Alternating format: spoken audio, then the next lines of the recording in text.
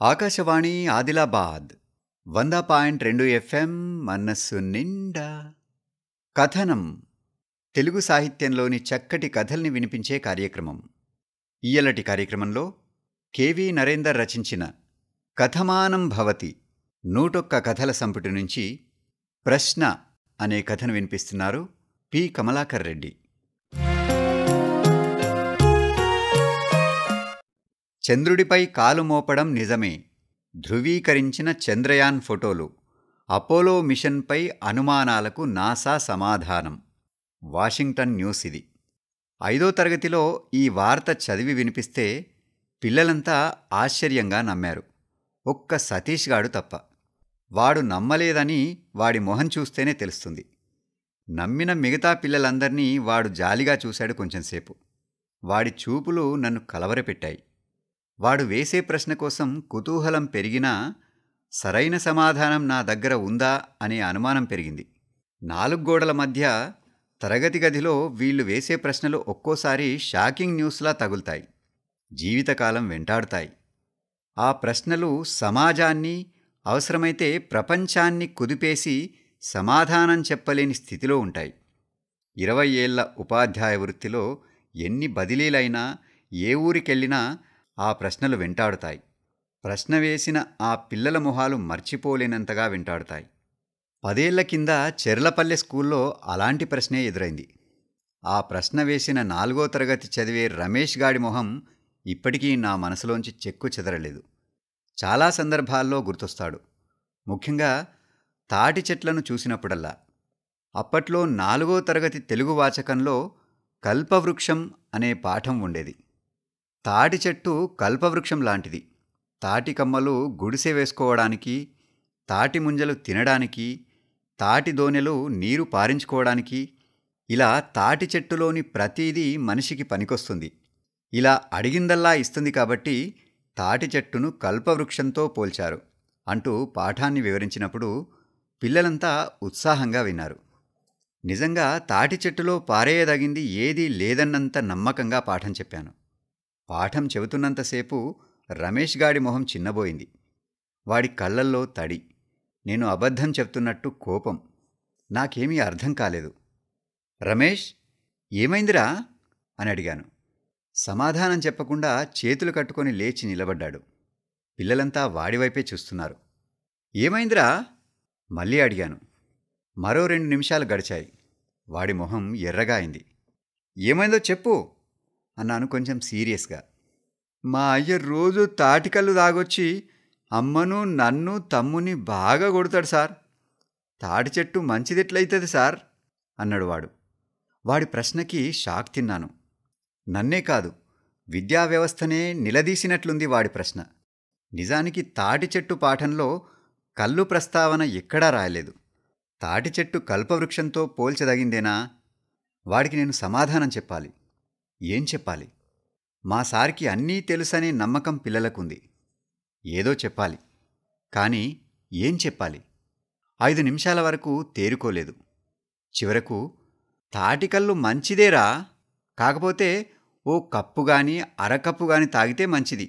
కానీ మీ నాన్న కుండల కొద్దీ తాగుతాడు కాబట్టి అలా ప్రవర్తిస్తున్నాడు అంటూ ఇంకొంచెం విపులంగా చెప్పాను. అయినా నా సమాధానం వాణ్ణి సంతృప్తిపరచలేదు. అంతకు మించి చెప్పడానికి నాక్కూడా ఏం తోచలేదు. వాడు అయిష్టంగానే కూర్చున్నాడు. ప్రభుత్వాలు మారితే పాఠ్యపుస్తకాలు కూడా మారతాయి.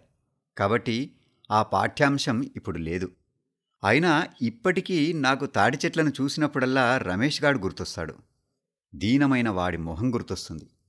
వాళ్ళ నాన్న ఇంకా తాగుతున్నాడా? వాళ్ళమ్మని, వాణ్ణి, తమ్ముణ్ణి ఇంకా కొడుతున్నాడా? వాడి ప్రశ్న ఇప్పటికీ ఇలా వెంటాడుతూనే ఉంటుంది. పాఠాలెప్పుడూ పిల్లల పక్షాన ఉండాలని కోరుకుంటాను. పల్లెటూర్లలోని సర్కారు బడుల పిల్లలు స్వేచ్ఛగా ఉంటారు కాబట్టి వాళ్ల భావ ప్రకటనల్లోనూ నిజాయితీ ఉంటుంది.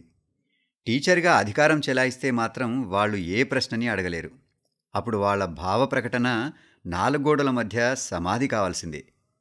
టీచర్ అడుగుపెట్టగానే భయంతో నిండిన వాతావరణం తరగతి గదిలో నెలకొందంటే ఆ 40 నిమిషాలు ఎంత బాగా పాఠం చెప్పినా వృధానే. ఇందుకు మంచి ఉదాహరణ మా సుజాత టీచర్. తను ఓ రోజు 3వ తరగతిలో బాతు బంగారు గుడ్డు పాఠం చెప్పింది. ఒక బాతు రోజూ బంగారు గుడ్లు పెడుతుంటే అత్యాశతో దాన్ని కోసి యజమాని భంగపడ్డాడని చెప్పే పాఠ్యాంశం అది. తీరా ఒక పిల్లాడు వేసిన ప్రశ్నకి ఆమెకు చిర్రెత్తుకొచ్చి వాడి వీపు బద్దలు చేసింది. ఇంతకీ వాడు అడిగిందేంటంటే, బాతుని కోస్తే తప్పేంటి టీచర్? బాతు కడుపులో గుడ్డు తయారవుతుంది కదా, బంగారం తయారు కాదు కదా, అందుకే బాతుని కోసి చూశాడేమో టీచర్. యజమాని తప్పేంటి, కాదంటారా అని అడిగాడు. అత్యాశ మంచిది కాదు అని చెప్పడానికి ఇలాంటి అబద్ధపు పాఠాలు రచించడం సబబు కాదేమో అనిపించింది. వాణ్ణి కొట్టాక మిగతా పిల్లలెవరూ ప్రశ్నలు వేయలేదు. ఈ మధ్య మా స్కూళ్లలో నిజాయితీ పెట్టెలు పెట్టాలని విద్యాశాఖ సూచించింది. ఏ పిల్లవాడికైనా ఏదైనా దొరికితే దాంట్లో వేయాలి. టీచర్ దాన్ని తీసి అది పోగొట్టుకున్న పిల్లలకి అందజేస్తాడు. ఇది పిల్లల్లో నిజాయితీని పెంచుతుంది. పిల్లలు కూడా ఏది దొరికినా ఉత్సాహంగా దాంట్లో వేస్తున్నారు. మొన్న మధ్య తిరుపతి నా పెన్ను దొంగతనం చేశాడు సార్ అంటూ రాధిక అనే అమ్మాయి నాకు కంప్లైంట్ చేసింది. అవును, వాడు పెన్ను దొంగతనం చేశాడు సార్ అంటూ పిల్లలందరూ చెప్పారు. తిరుపతిగాణ్ణి పిలిచి అడిగితే మౌనంగా ఉండిపోయాడు. వాడి బ్యాగ్ తీసి పుస్తకాలు బయటపడేసి వెతికినా దొరకలేదు. చివరికి గట్టిగా అడిగితే నేనే తీశాను అని ఒప్పుకున్నాడు. ఎక్కడ దాచావురా అని అడిగితే నిజాయితీ పెట్టెని చూపించాడు. నాకు ఆశ్చర్యమేసింది. పెట్టెని తెరిచి చూస్తే రాధిక పెన్ను అందులో ఉంది. దాంట్లో ఎందుకు వేశావురా అని అడిగాను. రోజూ అందరికీ ఏవేవో దొరుకుతున్నాయి, పెట్టెలో వేస్తున్నారు, నాకేం దొరకట్లేదు, అందుకే పెన్ను తీసి అందులో వేశాను అని చెప్పాడు. నాకు బుర్ర తిరిగిపోయింది. పిల్లలందరిలోనూ ఒకటే ప్రశ్న, తిరుపతి దొంగనా నిజాయితీపరుడా? దొంగతనం చేశాడు కాబట్టి దొంగే కదా సార్ అన్నారు కొందరు. పెట్టెలో వేశాడు కాబట్టి నిజాయితీపరుడే కదా సార్ అని మరికొందరు పిల్లలు వాదించారు. క్లాసంతా ఒకటే అల్లరి. వాణ్ణి దోషిగా నిలబెట్టడానికి 1-2 అబద్ధాలు చెప్పారు. చివరికి వాడు నిజాయితీపరుడే అని వాళ్ళని సమాధానపరచడానికి ఒక పీరియడ్ అయిపోయింది. అలాంటి ఇబ్బందికర ప్రశ్నలకి సమాధానం దొరక్క చాలామంది టీచర్లు సహనం కోల్పోతారు. ముఖ్యంగా తరగతి గదిలో దొంగతనం, కులం ఈ 2 ఉద్రిక్తతని సృష్టిస్తాయి. అలాగే కులం ప్రస్తావన వచ్చినప్పుడల్లా నాకు వేదవతి అనే పాప గుర్తొస్తుంది. శ్రీరాములపల్లె స్కూల్లో పనిచేసేటప్పుడు మధ్యాహ్న భోజన సమయంలో ప్రతి మంగళవారం ఉడకబెట్టిన కోడిగుడ్డుని టీచర్లు చూడకుండా వేరే పిల్లలకిచ్చేది. ఓసారి అది గమనించిన నేను హెడ్ మాస్టర్కి చెప్పాను. ఆయన పాపని పిలిచి గుడ్డు తింటే గుండెకు బలం వస్తుందని బుజ్జగించి మరీ చెప్పడంతో చాలా ఇష్టంగా కోడిగుడ్డు తిన్నది. ఆ తర్వాత వేదవతి 4 రోజుల వరకు పాఠశాలకు రాలేదు. అనుమానంతో నేను హెచ్ఎం కలిసి వాళ్ళింటికి వెళ్ళాం. మమ్మల్ని చూడగానే వాళ్ళమ్మ దాడి చేసినంత వేగంగా కయ్యానికి దిగింది. మా కులంలో మాంసాహారం తినం, మా పాప చేత కోడిగుడ్డు తినిపిస్తారా? మీ స్కూల్కి నా బిడ్డని చస్తే పంపించను అంటూ గొడవ పడింది. గుడ్డు తిన్న పాపానికి వేదవతిని బాగా కొట్టినట్టుంది. జ్వరంతో పడుకుంది వేదవతి. మమ్మల్ని చూడగానే భయంగా నీరసంగా లేచి నిల్చుంది. కోడిగుడ్డు శాకాహారమే అంటూ మహాత్మాగాంధీ చెప్పిన మాటలు కూడా ఆమె దగ్గర ఏం పని చేయలేదు. చివరికి పాప చదువు పాడైపోతుందని కోడిగుడ్డు తనకు పెట్టబోమని మేం హామీ ఇచ్చాక గాని బడికి పంపడానికి ఒప్పుకోలేదామె. వేదవతి జ్వరంతోనే మర్నాడు స్కూల్కొచ్చింది. పిల్లల్లో గుసగుసలు, అందరి మధ్య కోడిగుడ్డు ప్రస్తావనే. వేదవతి మెల్లగా తలొంచుకొని నా దగ్గరకొచ్చింది. హోంవర్క్ చేశావా అని అడిగాను. మాట్లాడలేదు. నిమిషం సేపు నిశ్శబ్దంగా నా కళ్ళలోకి సూటిగా చూస్తూ, మేమెందుకు కోడిగుడ్డు తినకూడదు సార్ అని అడిగింది. ఎవరో గుండె మీద సర్రున చరిచినట్లయింది నాకు. ఆ ప్రశ్నకు ఏ సమాధానం లేదు నా దగ్గర. ఆ చిన్ని గుండె ఎంత చిన్నబోతే, ఎంత గాయపడితే అలా అడుగుతుంది? ఇంట్లో స్వేచ్ఛని చంపే ఆచారాలు బడిలో కూడా ఎంతగా ప్రభావం చూపిస్తాయో వేదవతి ప్రశ్న నన్ను ఇప్పటికీ వెంటాడుతుంది. కోడిగుడ్డుకు బదులు నీకు అరటిపండు తెప్పిస్తాను సరేనా అని భుజం తట్టి పంపించాను. పిల్లల ప్రశ్నలకు మనసంతా నమ్మకం నిండేలా జవాబు చెప్పలేకపోతే ఏదో వెలితిగా ఉంటుంది. వాళ్ల అనుమానంలోంచి పుట్టే ప్రశ్నకి రాగద్వేషాలుండవు. సినారేకు జ్ఞానపీఠం అవార్డు వచ్చాక చాలామంది పండిత పామరులు రకరకాల ప్రశ్నలతో ఇంటర్వ్యూ చేశారు.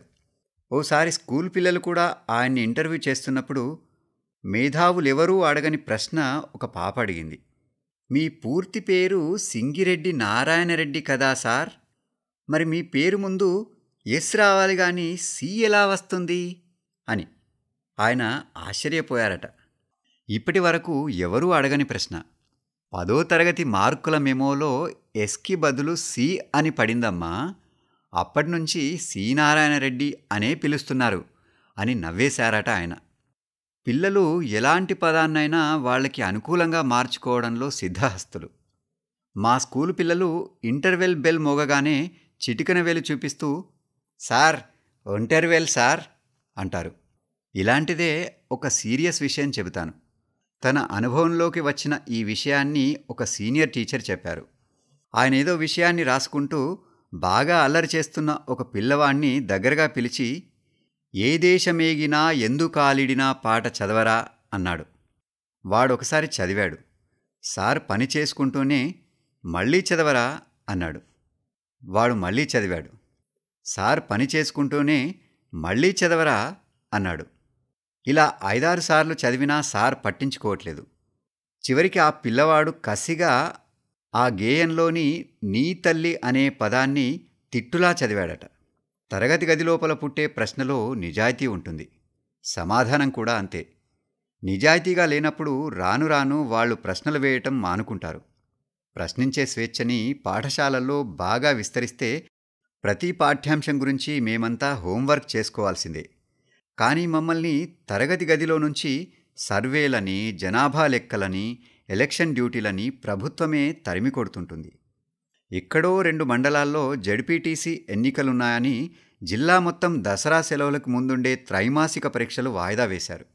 సెలవుల తర్వాత పరీక్షలు పెడితే ఎంత నిరాసక్తంగా వస్తారో మాకు తెలుసు. వాళ్ళ ఇష్టాయిష్టాలని గుర్తించేంతగా ఎవరున్నారు?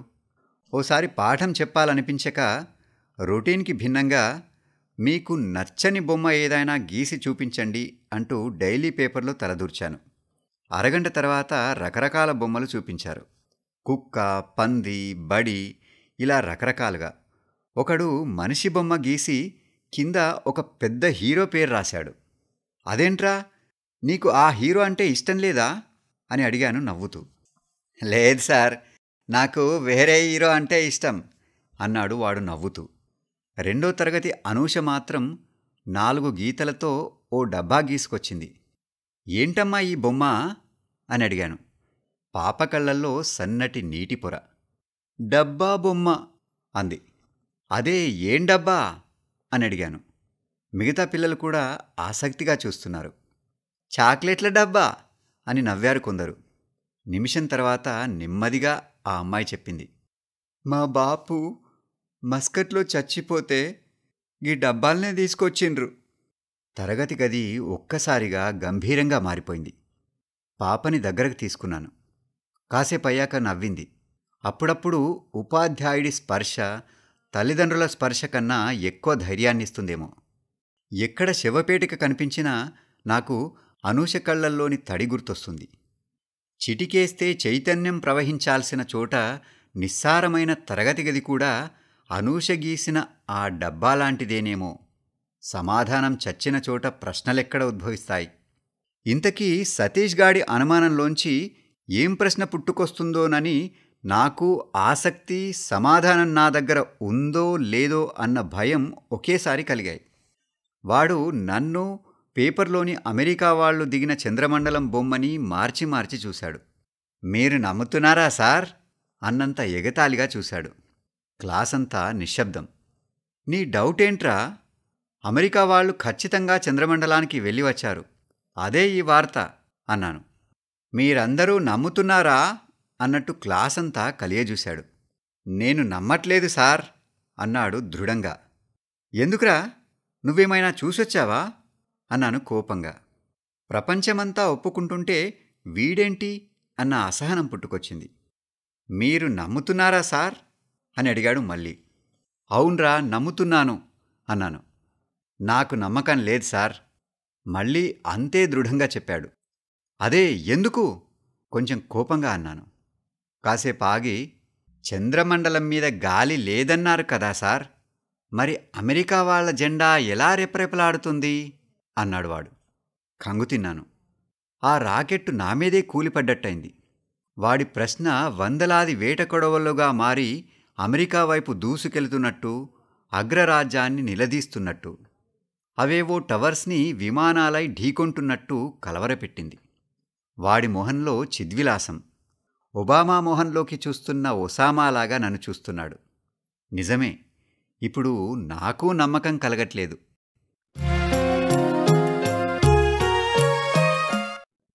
ఇంతవరకు కెవి నరేందర్ రచించిన కథమానం భవతి 101 కథల సంపుటి నుంచి ప్రశ్న అనే కథను వినిపించారు పి. కమలాకర్ రెడ్డి.